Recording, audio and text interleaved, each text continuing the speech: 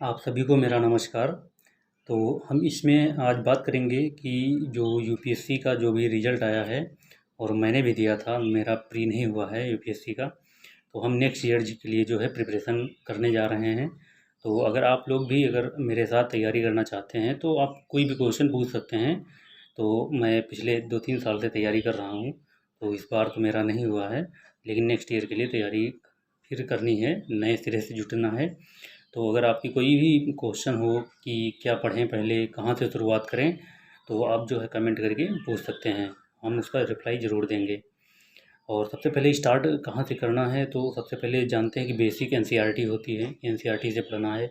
लेकिन हमें एनसीईआरटी पढ़नी है तो हमें पुराने लेवल पे नहीं पढ़नी है कि जैसे हम क्लास 10th और 12th में पढ़ते थे। यहाँ का पूरा अप्रोच चेंज है कि एनसीईआरटी कैसे पढ़नी है। क्योंकि हम जब नए-नए पढ़ना शुरू करते हैं तो हमारा पुराना ही पैटर्न होता है। तो इसलिए हमको जो है अपना पढ़ने का तरीका चेंज करना होगा और पढ़ने के साथ-साथ कैसे रिवाइज़ करना है और उसको कैसे पचाना है, यानी कि जो पढ़ें वो कैसे याद रहे और कैसे प्रैक्टिस करें। तो ये चीज़ें बहुत इम्पॉर्टेंट होती हैं, जो कि जैसे अब की बार प्रीलिम्स हुआ तो उसमें से बहुत सारे ऐसे क्वेश्चन थे जो एनसीईआरटी से सीधे-सीधे उठा लिए गए थे। चाहे चोल साम्राज्य का जो पोर्ट होते थे उनके बारे में पूछा गया, वो सीधे मैप बना हुआ था एनसीईआरटी में, वहाँ से क्वेश्चन उठा लिया। तो ऐसे बहुत सारे क्वेश्चन हैं जो एनसीईआरटी से सीधे-सीधे पूछे जा रहे हैं। तो आपका बेसिक जब तक क्लियर नहीं होगा तब तक आपका मुश्किल है यूपीएससी क्लियर करना। और मेंस तो हो सकता है कि थोड़ा आसान लगे देखने में, लेकिन यूपीएससी प्री नहीं निकालना बहुत मुश्किल हो रहा है। अब की बार का कितना टफ पेपर आया है कि अच्छे-अच्छों का जो है नहीं हुआ है, जो बहुत धुआँधार थे उनका भी नहीं हुआ है। इसलिए जो है आप तैयारी सीरियस करनी पड़ेगी, थोड़ा प्रैक्टिस करनी पड़ेगी ज़्यादा और ज़्यादा पढ़ना पड़ेगा। और जो लोग कहते हैं ना 8-9 घंटे, तो अगर आप इंग्लिश मीडियम से हैं या पहले से आपका बैकग्राउंड है, तब तो आप 8-9 घंटे पढ़िए। क्योंकि अगर आप हिंदी मीडियम से यूपीएससी यूपी बोर्ड से हैं, तो आपको पढ़ना पड़ेगा क्योंकि आपके लिए समय मायने नहीं रखता है। क्योंकि आपको पढ़ना पड़ेगा, ज़्यादा समय देना पड़ेगा, समझना पड़ेगा, क्योंकि जो लोग इंग्लिश मीडियम से हैं, सीबीएसई बोर्ड से हैं, वो ऑलरेडी एनसीईआरटी पढ़ते हैं। यूपी बोर्ड वाले एनसीईआरटी नहीं पढ़ते। अब यूपी बोर्ड में एनसीईआरटी लागू हुई हैं, तो लेकिन उस लेवल पे एनसीईआरटी का पढ़ाई नहीं होती है। तो इसलिए आपको दोबारा नए सिरे से एनसीईआरटी पढ़नी पड़ेगी और सबसे पहले आप एनसीईआरटी ही टच कीजिए। और एनसीईआरटी टच करने से पहले ज़रूरी है कि आप सबसे पहले जो है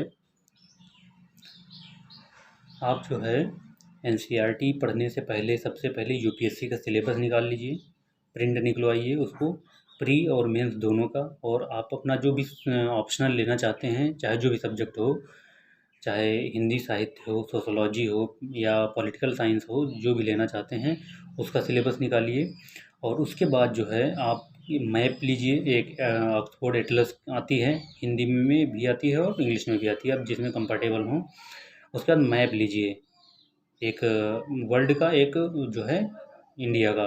तो इंडिया के 2 हो जाएँगे एक्चुअली, एक पॉलिटिकल होगा और एक जो है ये प्राकृतिक वाला हो जाएगा। वैसे ही एक वो वर्ल्ड का भी दोनों हो जाएँगे और प्लस एक संविधान, यानी संविधान का भी एक चार्ट आता है। आप चार्ट संविधान का ले लीजिए। तो इतनी चीज़ें जो है पहले रखिए अपने पास।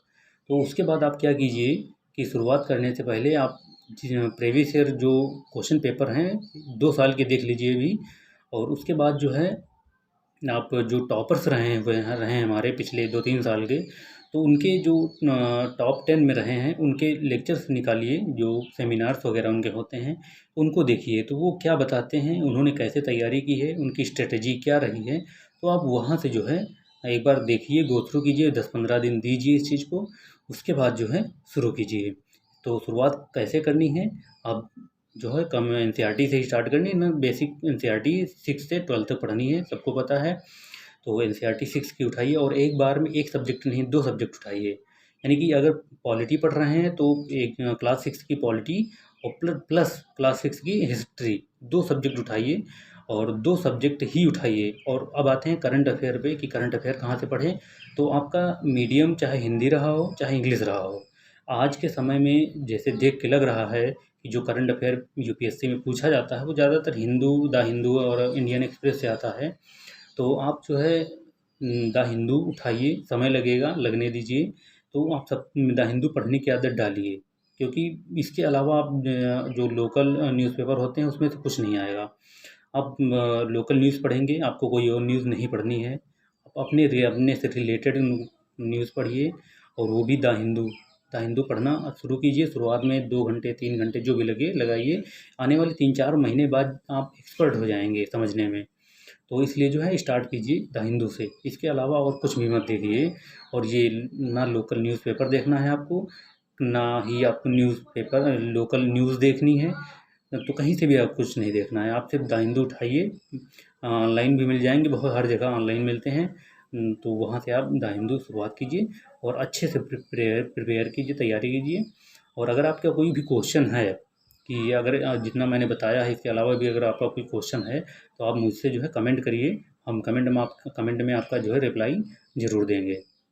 तो आज हम इतनी थोड़ी-सी बात करेंगे, क्योंकि अब नए तरीके से शुरुआत करनी पड़ेगी, क्योंकि मेरा भी नहीं निकला है। तो सबसे बड़ी बात है कि सीसेट थोड़ा और टफ़ था, क्योंकि सीसेट में आईआईटी जेईई के क्वेश्चन पूछ लिए थे।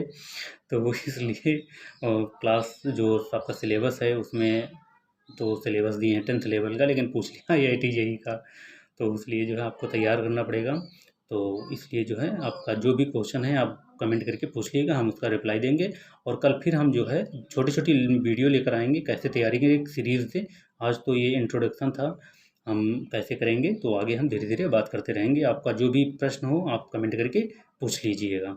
ठीक है? तो अच्छे से तैयारी कीजिए और मोटिवेटेड रहिए, अपने माता-पिता का अच्छे से ध्यान रखिए, और अच्छे से खाइए-पिइए, अच्छे से सोइए, अच्छे से पढ़िए।